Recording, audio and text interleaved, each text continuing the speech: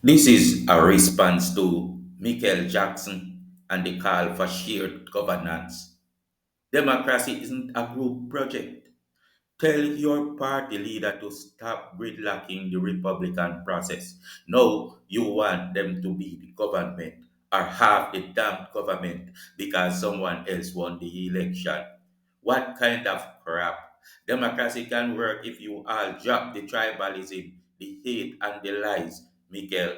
If you all drop the underhanded pork barrel mentality and consciously agree to the concept of patriotism, it will work. Labor rights alone can't do it all, but that doesn't mean that they are not the government when they win the election.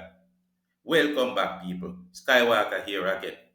In the wake of Jamaica's recent general elections, the political dust is still settling. The Jamaica Labour Party, JLP, has emerged victorious, securing a clear mandate from the people. The People's National Party, meanwhile, finds itself once again in the role of opposition, and as expected, the post election commentary has begun. Some of it insightful, some of it emotional, and some of it, frankly, confusing. And some, like from Miguel, damn foolery, stem from some kind of I don't want to say bias, but it's almost like a kind of envy because these people are always trying to look down and play down the JLP. People, people. Among the more puzzling voices is that of Mickel Jackson, Executive Director of Jamaicans for Justice, the JFJ, who recently made remarks that sounded suspiciously like a call for the JLP to share its victory with the PNP by offering them positions in government and leaving out other JLP members and working together in a more formal way. What the hell is that? While unity and collaboration are noble goals, the suggestion that the winning party should hand over power to the losing side is not just impractical, it's undemocratic. Let's be clear. Democracy is not a vibes based system. It's not a classroom group project where everyone gets a turn at the whiteboard. Mm-mm. It's a structure built on rules, votes, and accountability. The people vote, the majority wins, the opposition opposes. That's the deal. The opposition played its role where it is. It works. Common sense can tell you that it works, Miguel. It works if the opposition decide to play its part without tearing down the country at all costs to get rid of the prime minister. And when we start suggesting that the losing party should be gifted positions in government, we are not promoting unity. We are undermining the very foundation of democratic choices. Miguel, you are anarchy itself. Why are you where you are? The ballot box is not a suggestion box. It is not.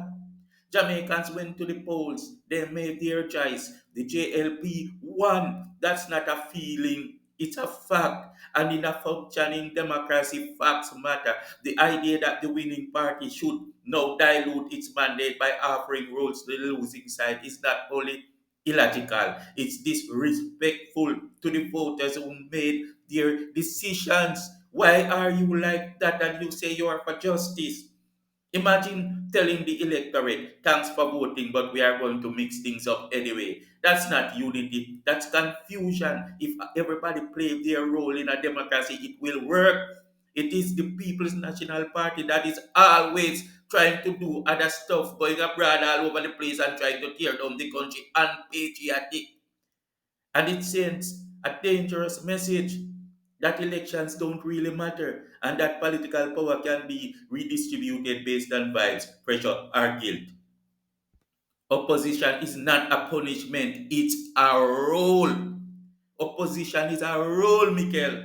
Let's not forget that the opposition plays a vital role in democracy. Don't forget, it's not a timeout corner, it's a platform for scrutiny, debate, and alternative ideas. When the JLP was in opposition, they didn't ask for cabinet seats. They did their job and they did it well too. Remember, they were models. They challenged policies, proposed alternatives, and held the government accountable. That's how it works. You remember, they set great examples, and the People's National Party is not following these examples. Now that the PNP is in opposition, their job is to they Miguel. Oh my gosh. Oh my gosh. Give me a minute. Just give me a minute here, please.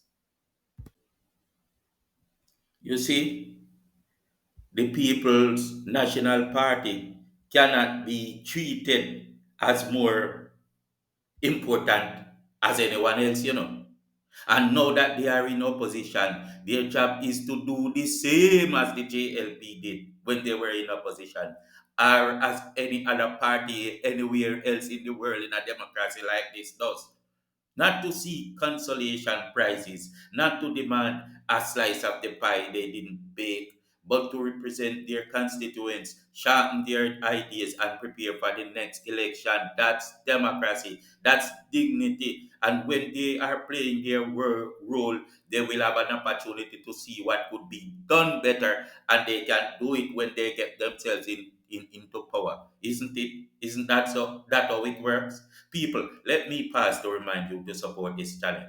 Like up the video and subscribe to be here for the next conversation. Drop a comment in the box below. The danger of tribal politics. Tribalists.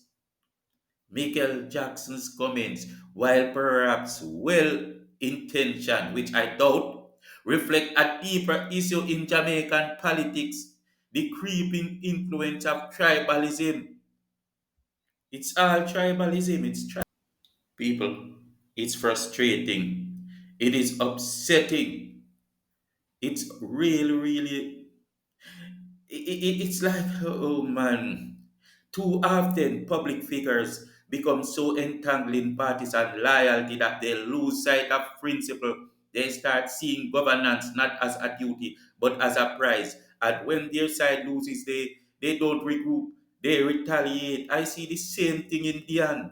This kind of thinking is toxic. It turns politics into a zero sum game where the goal is not national progress but party dominance. It breeds envy, resentment, and division, and it leads to exactly the kind of rhetoric we are hearing now. Calls for power sharing not based on merit or mandate but on emotion and entitlement. Oh, come on. Come on. Come on. We can do better. Can't we do better? Collaboration, co-governance. Let's be fair, there's nothing wrong with collaboration. In fact, good governance, hmm, good governance um, often requires collaboration. The government should consult the opposition on major issues. They should listen to the civil society. They should engage with stakeholders across the spectrum. But that's not the same as handing out positions. Collaborations, Collaboration means dialogue. It means respect. It means inclusion in the conversation, not in the cabinet. When we conflate collaboration with co-governance, we blur the lines of accountability. We create confusion about who is responsible for what, and we risk turning democracy into a popularity contest with participation trophies. The role of civil society, advocate, not architect. Jamaicans for Justice has played an important role in advocating for human rights and accountability, but civil society must also respect the boundaries of democratic governance. Their job is to hold power to account, not to redesign the power structure. When civil society leaders start making political suggestions that contradict the electoral outcome, they risk losing credibility. They appear partisan, they appear biased, and they undermine they undermine the government. They undermine. Oh my goodness. Oh my goodness. If you don't see what I'm trying to tell you, people, if you don't see what I'm here driving at, right? If you don't, they undermine the very principles they claim to uphold. You get it? Yeah, I mean, this thing gets it's. I mean, it's frustrating. You get emotional after a while trying to digest it. Mickel Jackson, as head of JFJ, has every right to speak out, but she also has a responsibility to ensure that her advocacy is grounded in democratic norms, not partisan nostalgia. Envy is not a policy. Let's be honest. Some of the calls for shared governance sound like unity and more like envy. The PNP last again, and instead of regrouping, some of their public allies are trying to rewrite the rules. They want power without victory. They want Andrew Holness to step down when he's at the peak of his performance. Influence without mandate, and that's not democracy. That's entitlement. If the PNP wants to be in government, they need to win elections, not lobby for handouts, not appeal to emotion, not rely on civil society figures to make their case. They need to do the work, build the trust, earn the votes. Until then, their role is clear opposition. And that's not a punishment, it's a privilege. The people have spoken, let them be heard. At the end of the day, democracy is about the people, not the parties, not the pundits, not the pressure groups. The people voted, they made their choice, and that choice must be respected.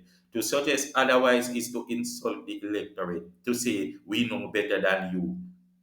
Yes, it is so. It is so. It is you telling the people that in fact, it is you telling the system that you know better, right? So you say, look, to imply that the people's decision is just a starting point for negotiation, that's not democracy, that's arrogance. So I make it clear. It's arrogance. A call for clarity. A call for clarity. Let's be clear. Let's be clear. The JLP, one, they have the mandate, they have the responsibility. The PNP, last, they have the role of opposition. Civil society has the role of watchdog, and the people have the power. Let's not confuse these roles. Let's not blur the lines. Let's not turn democracy into a dancehall remix where everyone gets a verse. Let's respect the process. Let's honor the vote. Let's defend this structure because democracy isn't a group project. It's a system, and systems work best when we follow the rules. I mean, I won't be, I can't handle this. So I'm gonna step out now. So, hey, people, Skywalker, catch you later. Peace out.